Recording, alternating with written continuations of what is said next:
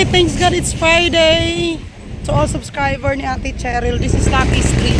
Kindly visit Lucky String Rakista JTV. Happy birthday to Ate Cheryl. Alam niyo, sobrang bait talaga ni Ate. Kahit hindi ko siya kilala personally, pero alam ko mabait talaga yung puso niya. Bakit? Inaanyayahan niya ako to join sa GC dahil siya nga yung admin. Nung nangyari dahil sa sobrang hiktik ng schedule, ayoko namang mapaglamang ng, hindi naman ako mapaglamang ng kapwa, no? So, sabi ko sa kanya, hindi talaga kaya ng schedule at hindi ko maintindihan. Sobrang ako na-stress dahil hindi ko na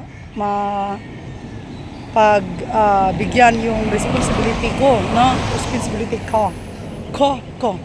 Kaya no, sabi ni ate, ako naman yung admin, kaya adjust natin, sabi niya sa akin. So, sobrang grateful talaga ako dahil sobrang bait ni ate. Sabi kong bait talaga to siya. Tapos, tanong ako ng tanong sa kanya about sa YouTube sahod. Binibigyan niyo naman ako ng mga encouragement na magpatuloy lang sa buhay, magpatuloy lang ang aking nasimulan.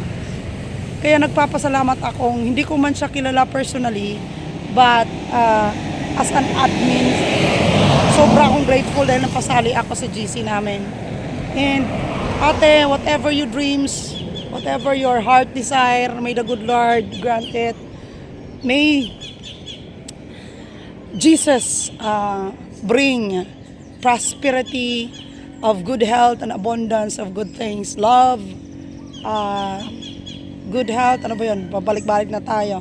Love, good health, and peace. Yun lang naman ang importante. At syempre, kasaganahan sa buhay. Bakit tayo nandito sa vlogging? Paki-visit naman Rakista JTV sa aking page and aking profile account. Singspire yung fitness ko, fitness content ko, at saka Lindis Mini Vlog sa mga tips sa vlogging. Thank you so much Ate Cheryl, and to all subscribers, ina-inventahan ko po na maging masaya lang, maging motivated lang. Stay motivated, stay passionate in what you do, and to God be the glory.